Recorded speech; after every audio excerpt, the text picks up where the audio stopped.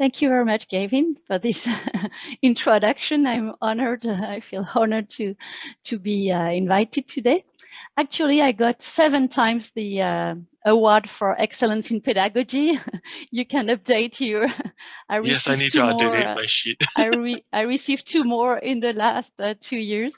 But just to say that I love what I do. I love sharing knowledge with my students and helping them improve their knowledge, grow, find internships, and then job, and find something they are passionate about.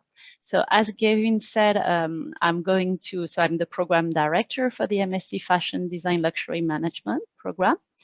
And we try in this program, we try to give you as much exposure as we can to the luxury industry. So 360 degrees exposure through courses, modules, but also meetings with professionals, study trip, many different activities. And we also want you to be aware of the new challenges that the industry is facing. So today, the masterclass is about talking about some of the challenges, some of the new trends that we can witness in this industry, which is a fast-moving industry, super, super interesting.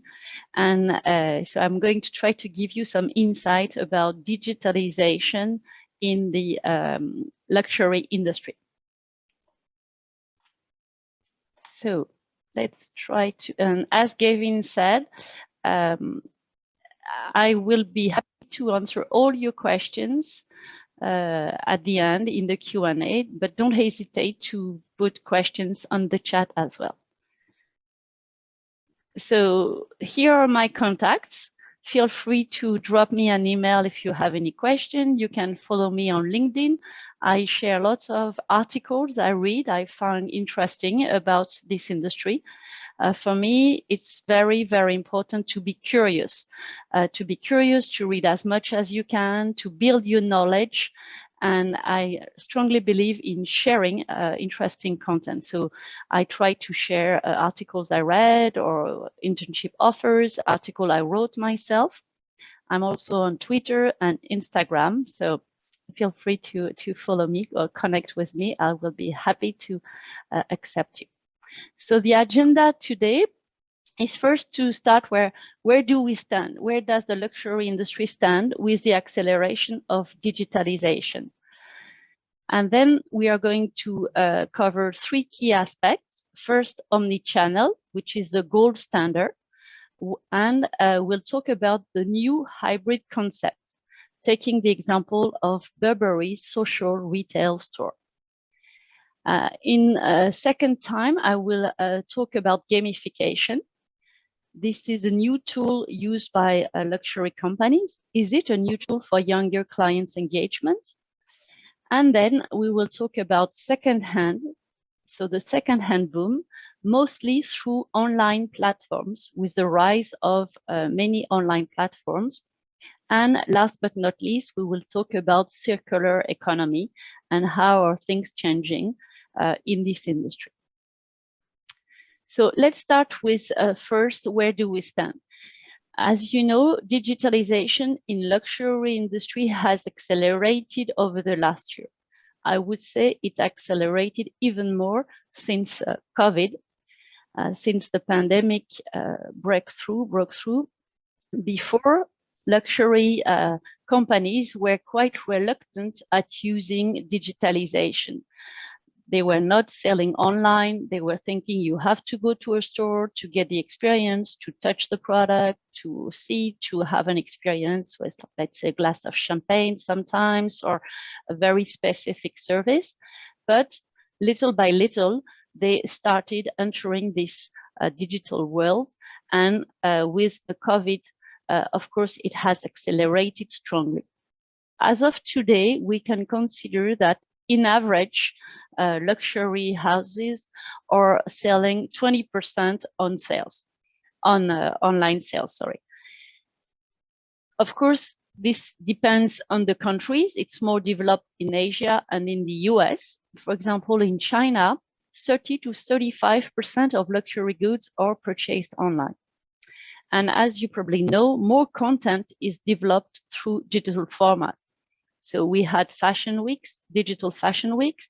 We have live shopping, live streaming, and more is to come with metaverse and NFTs. So I will talk a little about NFTs because now it's really on the rise. So I will talk about it when I cover gamification as well. So now in terms of the different maisons, the different key players. So maison means house. So the key players often have their own digital platforms. Companies like Hermes, Dior, Louis Vuitton, they often have their own platform because they can curate the editorial content. And they can also have a different content according to the country targeted, whether China, Europe, or the US. But some players do not have their own platform because they didn't have the financial maybe resource to invest heavily in developing their own platform. So they often collaborate with what we call marketplaces. Among them, you probably know Farfetch or Luxury Pavilion. So they use the marketplaces, and the marketplaces is going to present some products, dress, clothes, bags, etc. And the final customer will buy from the marketplace among many different luxury brands. It's important to keep in mind that the biggest online market remains China. So in China, they are much more advanced than we are in Europe or in several countries. For example, they use Wechat, and you can buy directly on Wechat using Wechat Pay. They have huge shopping festival during Singles Day, which is 11th of November. And as I said previously, 30 to 35% of luxury goods are purchased online in China, and it's still rising. So with the pandemic, the environment has changed, and there is also a shift towards new luxury experiences. As you know, during the pandemic and the different lockdowns that hit different countries throughout the world, stores were closed. So people could not go to store. They had to opt for another way of purchasing, and they started purchasing online. But since the store reopened, clients went back to brick and mortar stores, often locally because they could not travel. So they often had to go to the stores that were in their cities or not too far. And at the same time, they were still enjoying purchasing online. So I mentioned live shopping in China, for example. People are keen on buying during some of those festivals and events. But clients are looking for new types of stores. And we really see an evolution there where clients are looking for more experience-focused stores. So it could be in the product offer, it could be in the service, it could be in the experience. And they are looking for more 5 senses experience. For example, many famous luxury houses have some collaborations or open their restaurants. Okay, you have Tiffany, the blue coffee, you have the LV coffee, you have at Dior, they also have their own pastry shop and a restaurant. So people are really, really interested in 5 senses experience. And new hybrid forms have emerged. So I'd like to talk to you about one hybrid form, which is very interesting. It's the Burberry social retail store. Some of you may have heard about it already. For some others, it may be totally new. So initially, the birth of the concept was based on the fact that social media plays a central role in the customer's journey, in particular in China. And so there was a collaboration between Burberry, the British firm, and Tencent to create a retail space. So it's a physical space with an interactive shopping experience through Wechat. So they managed to blend what we call the digital and the physical. This is why it's a hybrid concept, and a physical store with social media included. So they use lots of tools such as gamification, social currency, so digital avatars. You get rewards with social currency to unlock custom content and experiences. So let's watch a short video to illustrate this.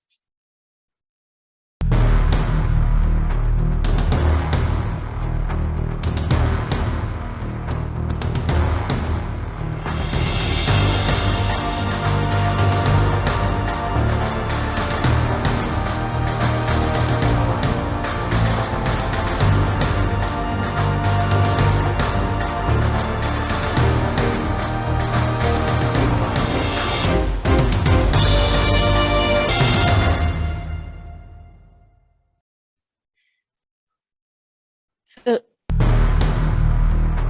in the video, it went quite fast, but in fact, there are five modules. So in this Wechat mini program, if you go through this Burberry social retail store with your mobile, you can upload the Wechat mini program. And there are 5 modules. The first one is what we call product shopping. So you have the possibility to scan the QR code of any product via your Wechat program to display info and benefit from styling advice. The second module relates to the cafe. So as I said, customers are now looking for a 5 senses experience, and cafe is one of the key elements. So you have what they call the Thomas Cafe, and offline, it's a very refined cafe in beige tones and animal pattern wall panels. Online, you can book a table at the store's cafe via the app, and you can also accrue a social currency. Third module is what we call Burberry product discover. So users can discover more about a product's history and design, and they can learn more about the Burberry brand culture. What is interesting is that this module is updated on a regular basis. So you can know more and more. And when there are changes or important new launch or anything that they want to specify, this will be updated in the Burberry product discovery. The fourth module is the interactive with window display. So that's quite an interesting experience where you feel like a model. You are surrounded by mirrors and screens, and you can capture the moment in a recreation of the Burberry Runaway Autumn-Winter 2020 show. And then you can, of course, share it immediately on the social media. So you have lots of Instagrammable spots where you can appear and you feel like a model. And last, the fifth module is the fitting room experience. So through the app, you can book one of the 3 themed fitting rooms. You can pre-select your clothes. So when you went through the store, you may have identified some clothes you are interested in. And then it can come in new size, or if you are not too sure, you can have 2 sizes, so you can try them on. And you can even play your own music playlist while in the fitting room. And last but not least, you can book an appointment with a stylist. So this is a new concept, and it's developing, and it's mixing, as I said, physical and digital, and social media at the same time. Now, the second point I would like to talk about is the gamification. It's a new tool that is more and more used by luxury players, mostly to attract younger clients. So when we talk about younger clients, maybe it's worth reminding you a few dates. We talk about millennials who are were born between 1981 and 1996. And we have what we call the Generation Z, from 1997 and onwards. So those young customers are becoming more and more important now. They will be 30%, they will make 30% of the clients of luxury companies, and they can go up to 50% by 2025. So luxury companies are segmenting their clientele, and they have also included offer to target those young customers. And gamification is a way to engage those new generations. So several maisons have already made an incursion in the gamification world. Some of you may know the famous video game League of Legends. And so Louis Vuitton already partnered with League of Legends in 2019. So not only did they make the case to store the cup of the world champion, but their creative director designed some skins for the main characters. So this started in 2019. So first it was just for the game, but then it became a real collection, a capsule collection. So you could have it on the video game, but you can buy also the clothes in stores. Hermes in 2018, they choose for theme game. So the theme was Let's Play. Some of you may know Hermes, the French luxury company, is very famous for its equestrian style and Kelly bag, Birkin bag, but also their scarves. And Hermes, if you don't know, each year they choose a theme. Okay, this is decided 3 years in advance. It's very, very confidential. And the theme will help creating new products around this main theme. So they will design new scarves, they will design new accessories, etc. So it could be dreams, it could be Let's Play, it could be travel, etc. Chanel also used gamification since 2018 when they opened their Coco Game Center in Tokyo. So those tools help increasing the brand awareness among young generations. And it also develops privileged ties and personalization of the experience. So this is why more and more companies are investing into gamification.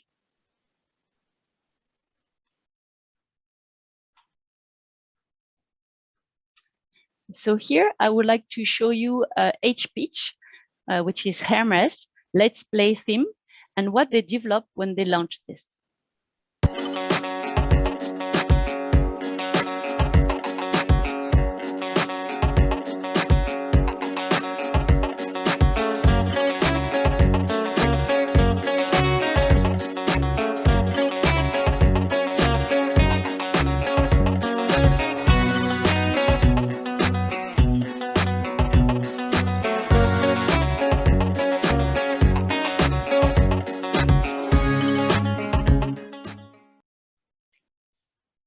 So quite often it's an app that is developed, but that helps interacting with the client and the company. And now you probably heard about NFTs. What are NFTs? New fungible tokens. So I added that because it's really, really on the rise. And I even updated from last week new launch. So NFTs are really the new hype for millennials and Gen Z. And many brands are now entering this sphere. So Gucci has launched the Super Gucci NFTs, and it was launched on Super Plastic. So first, for the Super Plastic community, they had some early launch of the Super Gucci collection, and then it became available to all other customers, but after. And in this collection, you have 4 variants offered in an edition of 50 piece to create 50 apiece to create a complete collection of 200 NFTs. This was just launched 10 days ago. So it's really very, very recent. And they are unique, of course, unique NFTs. So if you have one, no one else can have the same NFTs. And funnily, last Saturday, I was talking with a former student of mine, actually an Indian student. He's now working for Ferrari in Italy. And he told me that he bought a Super Gucci NFTs, so on the super plastic. And when he bought it, the price was 1.5 Ethereum, ETH, which is about $3,500. And now it's already worth between $20,000 and $30,000. So can you imagine? So there's also a real enthusiasm from people who are also trying to invest and maybe hoping this will the price will skyrocket in the future. So NFTs is really something that lots of players are looking at. There is another example here, Balmain. You may know the French high fashion house. They have decided to launch the first 3 NFTs, Barbie and Balmain. It was launched in January 2022. And what is quite interesting too is that sometimes they launch an NFT or several, and at the same time, they can launch a real collection. So you can buy the real collection of few items and an NFT. Now, let's move on to the third key change and trend in luxury, the boom for the second-hand. And above all, the boom on online platforms. So just to give you an idea of the size of the market, it is currently estimated the second-hand global apparel, footwear, and accessories market is currently estimated at $30 to $40 billion, with a potential growth of 15 to 20%, okay, per year in the next 5 years. So which is a huge potential for growth. Some experts say the second hand is going to become bigger than, for example, the fast fashion. So it's really something also on the rise and becoming more and more important. As of today, we have some key players as well. So we have what we call the pure players, like ThredUp or the RealReal or Westjet Collective. So the RealReal in the US mostly, Westjet Collective, it's in Europe, but it's developing also in other countries. And we also have what we call new entrants with white label platforms. So a white label platforms means if you are a company and you want to sell your product online, secondhand, you can just ask this white label platform to curate it with all your brand identity, and it looks like it's directly from the brand itself. So this is also something developing. Sorry, I admit another. Okay, so on one side, we have the pure players who are only online, okay?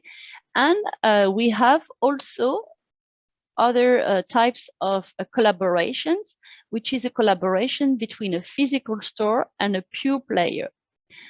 Here are 2 examples, one in the US between Macy's and JCPenney and the e-store ThredUp. So in a corner of the store, you have some second-hand clothes, and the objective is to increase in-store traffic. So people will come, they will drop maybe some of the clothes from brands that are maybe not sold in this store. So they have something to sell. And so they will receive either a possibility to buy within the store.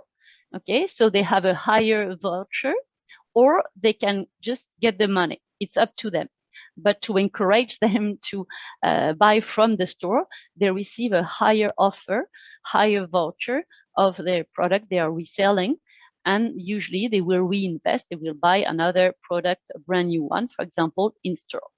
We also have the same concept with Galeries Lafayette and the good dressing. So those are very interesting new business model taking place. So why is the secondhand boom becoming so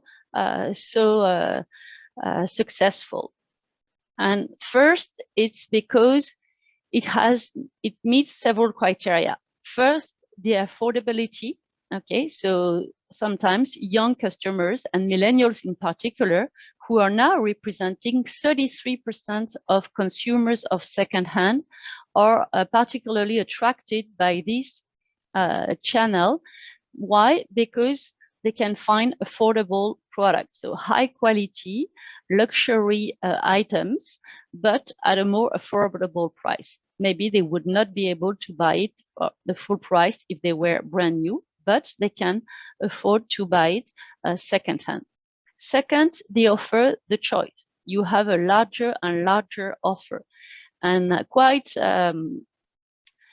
interesting also, during the pandemic, during the lockdowns, people were at home and many realized that they had clothes or accessories, bags they were not using anymore. So some people started selling, okay, those items, and of course customers starting buying. And also those who started selling unused pre-loved items, they also became buyers of other sellers.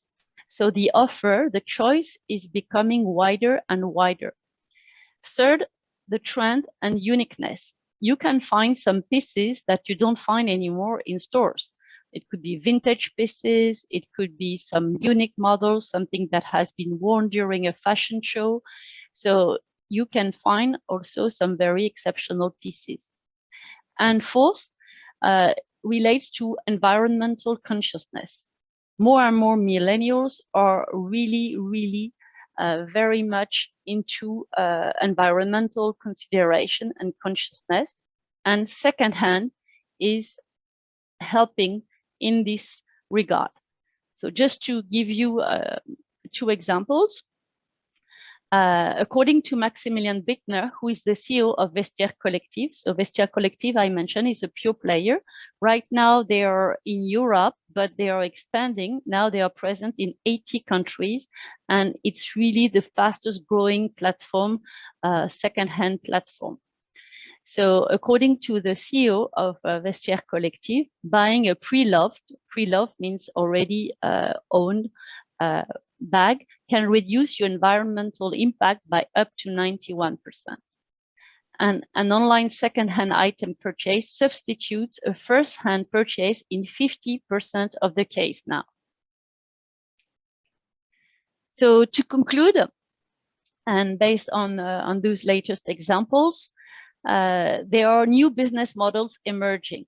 And one direction is to increase sustainability by promoting circular economy.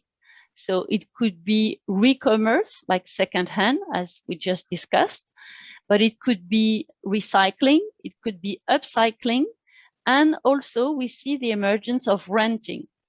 More and more, there are new platforms where you can rent an outfit or a dress for a party, for an event, for a special occasion. You can rent a bag, you can rent a watch, a very luxury watch. And this is becoming bigger and bigger. And it's part of what we call the circular economy. It is so important that luxury players themselves are taking part of this new circular economy. Gucci, for example, Gucci has partnered with The Real Wheel to launch second-hand products. And in March 2021, last year, Kering, which is the mother company that owns Gucci, so they own Gucci, they own Saint Laurent, they own Bottega Veneta, they own Balenciaga. So Kering took a 5% stake in Westjet Collective, the company I was just mentioning before. So it's to show you the importance it's taking. So Westjet Collective raised 178 million euros, about $200 million. Another examples of this focus toward sustainability is the launch in April 2021 of a platform called Nona Source by LVMH. So LVMH, you probably know, it's the biggest luxury player in the world, and they own 75 brands. So I guess you know that they own Louis Vuitton, they own Christian Dior, but they recently purchased Tiffany, they own Fendi, they own Bulgari, Loro Piana, Celine. So LVMH launched this Nona Source platform in which all of the 75 maisons, or at least those who are using textile, can resell the unused textile. So they are brand new, but they didn't use them for a collection. And so another maison from the group can buy it at a lower price, or young designers who are starting. As you know, when you are a young designer, you don't necessarily have lots of money, but you would like to use a very nice textile. They can buy from this Nona Source platform. And I'm convinced that some other players will probably launch their own secondhand platforms in the foreseeable future. And this will be key to help fighting against counterfeit. Okay, one key issue with secondhand remains authentication. If you buy a secondhand product as a customer, you want to be sure it's not a fake one, it's not a counterfeit. As of today, there are still some difficulties in this regard. So if a company, a luxury player were creating their own secondhand platform, you could be 100% sure that all the products sold would be real ones. So as you can see, in conclusion, changes are taking places. They are also taking places through the supply chain, from sourcing to designing, production, and distribution. So this was just a quick discussion to give you some hint on 3 key trends. So omni-channel and so digitalization, gamification, secondhand boom, and mostly with online platform. Thank you very much. And now I would be happy to answer your questions if you have some. Thank you very much, Isabel. That was a very informative session. I think I've learned a lot about the fashion industry in the last 40 minutes, more than I could ever imagine. Yes, so we would now like to open the session for participants to ask any questions that they might have. I was just wondering if anyone has any questions, please feel free to type it in the chat, or you could always unmute your mic to ask your question. Anyone? Don't hesitate, don't be shy. I always tell my students, please ask. It's very important to dare. And there is no silly question, so dare to ask questions. It could be related to the slides, to what I said, or to something else. If you have any other question, please feel free to ask them.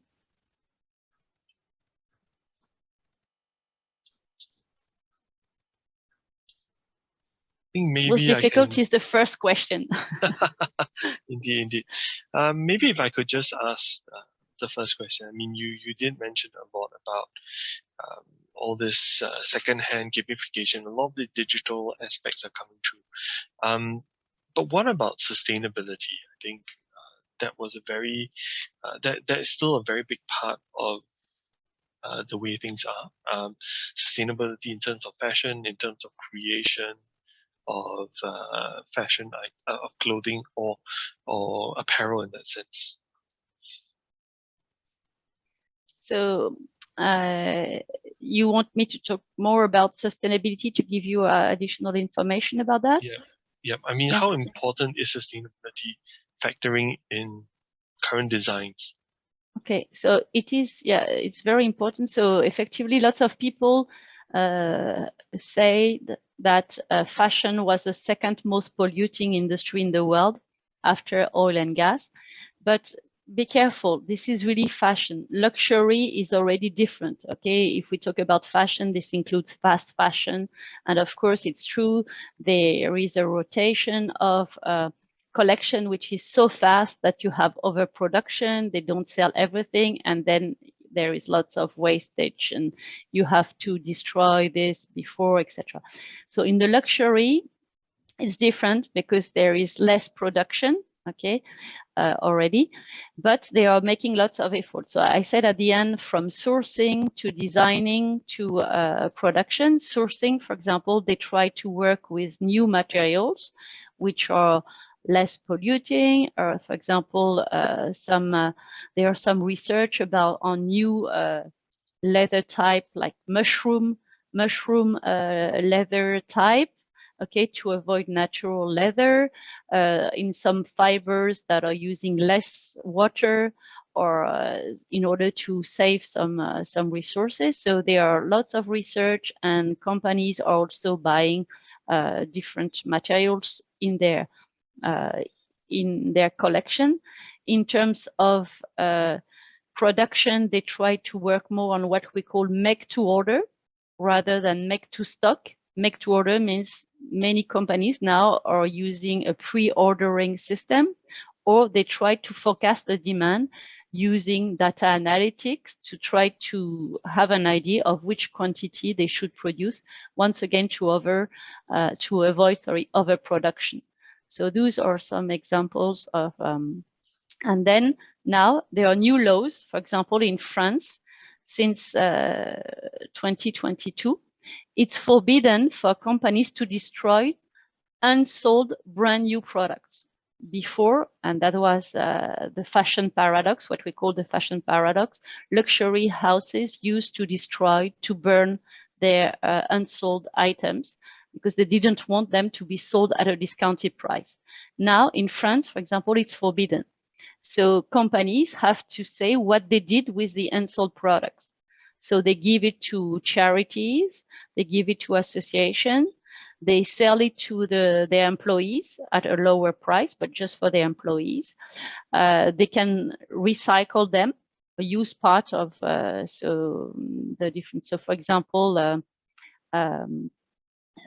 Leve is a company part of LVMH. They use different former bags, and they cut them in pieces, and they make a new bag with different pieces of leather. And this is it was sold out in in a couple of days. So they try to recycle, upcycle, etc. So those are examples of them. But it's key. Yeah, sustainability. You're absolutely right. Sustainability is key today in this industry. Thank you very much. I love the example about how they cut up the bags and it was sold out quite quickly. We do have a question from one of the participants. With Yes. the transition to digitalization, how will other luxury sectors like food and beverage and luxury hotels adapt? They are also very much into the digitalization. So for example, most of the bookings for hotels now take place online. Before, you used to go to a travel agency, for example, and you would say, oh, I'm going to Barcelona, I would like to book a hotel, what can you suggest? Now people, they look online. Okay, they just search the city, they look maybe at Google Maps or anywhere the hotel is located, and almost everything is done online for the bookings. Then when you get to the hotel, now there are more and more hotels where sometimes you don't even have to queue to get your the key to your room. It's an electronic, it's a little card or something. So with your mobile, you give your clients references and everything. It's updated, uploaded on your mobile, and then you go, you show your mobile, it opens your door, etc., etc.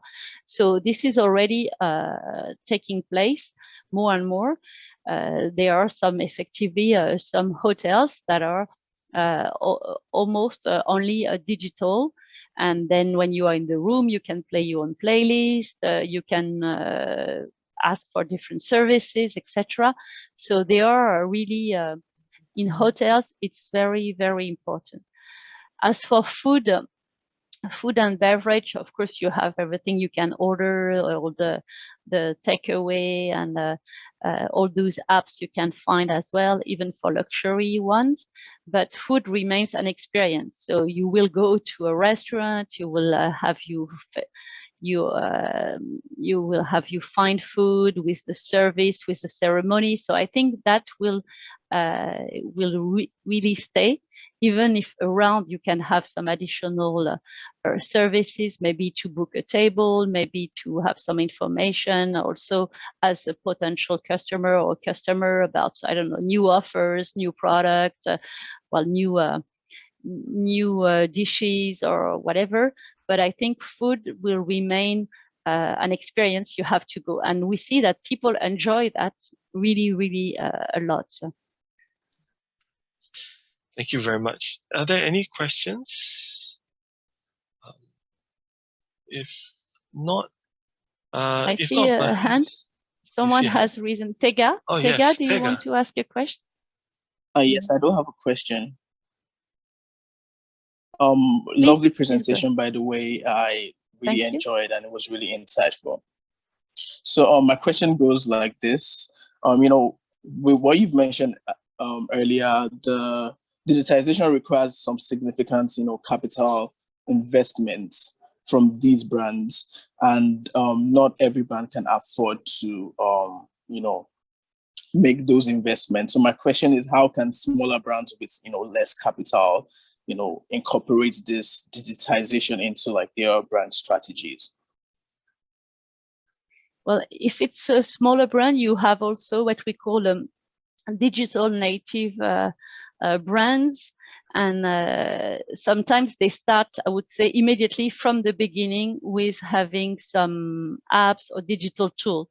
So I guess if you start directly from here, it's easier rather than being a huge company and then you have to put in place a digital tool for all the maisons. For example, LVMH, as I said, they own 75 maisons, and they have the financial resources to invest heavily. And this is what they did for many years. But still, the digital experience is not the same for all maisons. Some maisons are more advanced. Louis Vuitton is the most advanced, okay? Christian Dior, but then some are way behind, and it requires lots of more developments, and also to educate the clients, maybe the older clients. The new one, it's easy, but for the older, they have to re-educate. So I think it depends if it's an emerging brand new brand or if it's an already existing brand. And effectively, if it's an already existing brand, if you think about, I don't know, a small family business in Italy, they are very far away from this. And this is why many acquisitions are now taking place, because they don't have the means to invest in the digital. But as I said, some companies choose to work with marketplaces when they don't have the money to launch their own platform. They work with marketplaces such as Farfetch or Luxury Pavilion, where you can find their products. And so they don't have to invest as much in digitalization. I don't know if I answered your question. Yes, you did. Thanks a lot. Thank you, Tega. Thank you very much. There's another question. Is the ongoing trend of metaverse considered as futuristic yet sustainable approach? So I don't know if it's sustainable because for now we don't have, it's brand new. But just before this masterclass, I was reading an article earlier saying that apparently every day there are more companies going to metaverse. So Kenzo went to metaverse, Gucci, Prada is now launching, Adidas, everyone, they are going there. So is it sustainable at this stage? honestly, I cannot say, not sure yet. So we don't have this information, but it could be sustainable in the sense you don't have production of real, I would say, real clothes or shoes or whatever. I was just reading before I came that Prada launched a metaverse. So they launched a new line called Rosa something, and they have also some ski boots, skis, different outfits. So you can buy in the metaverse, but so there is no production. So maybe in this sense it's sustainable, because I think there will be no wastage of materials, no unsold products. In this sense, I think, yes, it's sustainable. Now, in terms of development, in terms of energy consumption, etc., I cannot say. I think it's too early. But metaverse is definitely a trend, and it's something we need to look at carefully. Thank you very much, Isabel. I think your insights have been very good. I mean, the whole idea of gamification is also very similar to what's happening in the whole concept of metaverse. Sustainability, it's all part and parcel of the equation. But it's a very new concept, I imagine. Yes. You know, things, as you mentioned, things will change as they go along. I think we have time for one last question. What kind of career opportunities have emerged in the luxury sector as a result of the pandemic and digitalization? Yeah, so that's a very good question. So companies are looking more and more for students with competence in digital marketing, also able to manage all the social network of the company. For example, like a month ago, I met with a former student of mine. She graduated from the FDLM, and she works in Paris for a brand called Cézanne, which is 80% online. And she's in charge of all the social network. So, for example, every Sunday, they launch a new weekly it's not really a collection, but they launch like a couple of items every Sunday. And so she has to prepare something, nice content on Instagram, and she releases it on Instagram every Sunday. And then there are comments from customers, and then she has to reply to every comment that is posted on Instagram. Same thing for emails. And so it keeps her extremely busy. She told me that, for example, she doesn't work on Monday, but she works on Sunday, because every Sunday they launch this new collection, and she has to be there. So lots of jobs related to digital marketing, community management, data analytics as well. So why do companies also invest a lot in digitalization?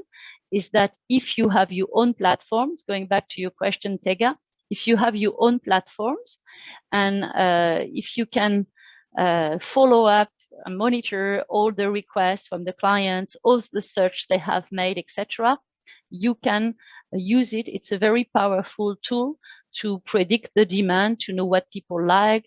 So if you know the number of clicks on this product or on this item, it helps. And this is why they are investing, because the return on investment can be quite important. So the data analytics is absolutely key. And I had some Indian students in particular who had a very good either engineering background or something related to math or computing or data analytics. They are doing very well because they are profiles really sought after when they combine their background in computing, in IT, etc., plus their knowledge of fashion and luxury from the master. It's a perfect profile, because more and more companies are looking for people able to analyze the data in order to forecast the demand and to sell what has been produced. So lots of careers about digital marketing, community management, data analytics, and then sustainability is becoming more and more important today. So they want to have people who have this mindset also and understand this very well. Thank you very much. Thank you very much, everyone, for those wonderful questions, and thank you, yes, Isabel, thank you, for those wonderful answers.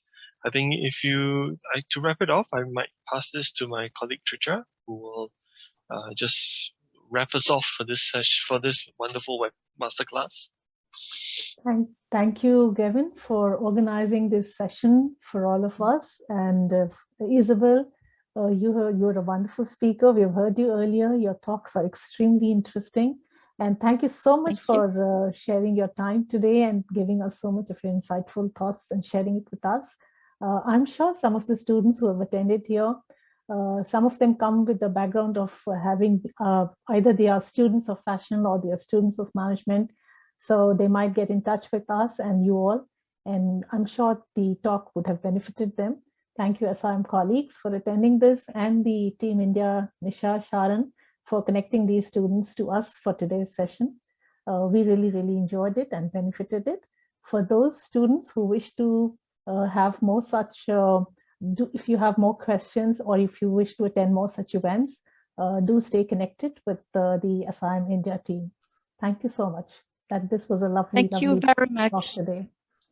Thank you very much, Tricia. Thank you, Gavin, and thank you to all the students who attended the session. Thank you very much. Yes, thank you very much as well for your time. Thank you everyone for attending.